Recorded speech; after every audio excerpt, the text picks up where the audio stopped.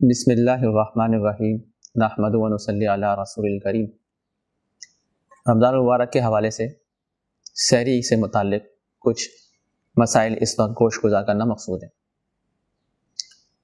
روزے کی ابتدا ہوتی ہے صبح صادق سے اور اختتام ہوتا ہے غروب آفتاب پر۔ غروب آفتاب سے لے کر سحری تک یعنی صبح صادق تک ہمیں کھانے پینے کی اجازت ہے۔ روزے کے اختتام پر جو کھایا اور پیا جاتا ہے اس کو افطاری کہا جاتا ہے، اور روزہ رکھنے سے پہلے جو ہم کھاتے پیتے ہیں اس کو سحری کہا جاتا ہے۔ سحری کرنا سنت ہے۔ آپ صلی اللہ علیہ وسلم کا ارشاد ہے تسحروا فإن فی السحور برکۃ، سحری کرو، سحری کرنے میں برکت ہے۔ تو سحری کرنا سنت ہے، اور جو شخص سحری کرتا ہے اس کو سنت کی فضیلت حاصل ہوتی ہے۔ یہ مسئلہ بھی عرض کرنا مقصود ہے کہ سحری جتنی تاخیر سے کی جائے زیادہ بہتر ہے، جس طرح کہ افطاری جتنی جلدی کی جائے وہ سنت کے عین مطابق ہے۔ افطاری جلدی کرنے سے میری مراد یہ ہے کہ جب ہمیں یقین ہو گیا کہ غروب آفتاب ہو چکا ہے اس کے فوراً بعد بلا تاخیر افطاری کر لینی چاہیے۔ اسی طرح صبح صادق کا ایک وقت ہوتا ہے جس کو کیلنڈروں میں واضح کیا جاتا ہے، مؤذن مختلف طرح اعلانات سے اس کو واضح کرتے ہیں کہ سحری کے وقت میں 20 منٹ باقی ہیں، صبح صادق ہونے میں، سحری ختم ہونے میں 15 منٹ باقی ہیں۔ تو اگر جب 15 اور 20 منٹ باقی رہ جائیں اس موقع پر سحری کی ابتدا کی جائے، اور جب سحری ختم ہونے میں 5 منٹ 4 منٹ باقی ہوں اس پر سحری ختم کر دی جائے تو یہ سنت کے زیادہ مطابق ہے۔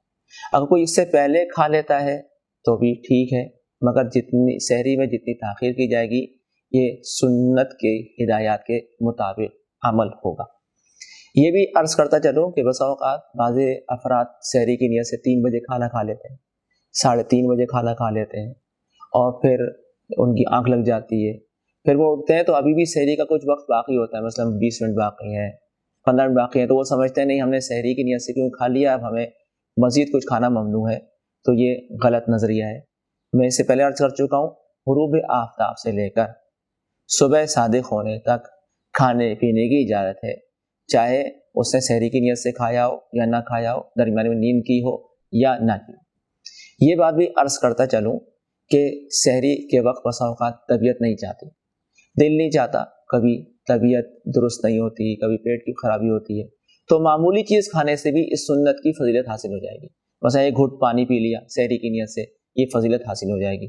مثلا ایک کھجور کھا لی سحری کی نیت سے تو یہ فضیلت حاصل ہو جائے گی۔ ایک لقمہ تناول کر لیا سحری کی نیت سے تو یہ فضیلت حاصل ہو جائے گی۔ تو یہ فضیلت چھوڑنی نہیں چاہیے۔ بہت سے ہمارے ساتھی سستی کی وجہ سے کہ ہمیں اٹھنا پڑے گا، وہ جب سوتے ہیں تو سحری کی نیت سے کچھ کھا لیتے ہیں اور پھر سوتے رہتے ہیں، اور پھر فجر کی نماز اٹھ کر پڑھ لیتے ہیں، درمیان میں سحری نہیں کر پاتے، تو بلا شک و شبہ یہ قسم کی محرومی کی بات ہے۔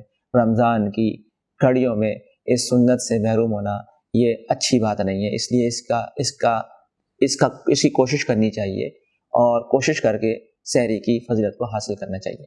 یا اس موقع پر ایک تنبیہ کرنا مناسب ہوگی کہ بہت سے ساتھیوں میں غلط فہمی ہے کہ جب اذان ہو رہی ہو تو کچھ پینے کی اجازت ہوتی ہے۔ تو ہم نے خود دیکھا کہ اذان ہو رہی ہے اور وہ پی رہے ہیں۔ میں پھر مسئلہ عرض کرتا چلوں، صبح صادق ہوتے ہی روزہ شروع ہو جاتا ہے، اس سے پہلے سحری کا وقت ہے۔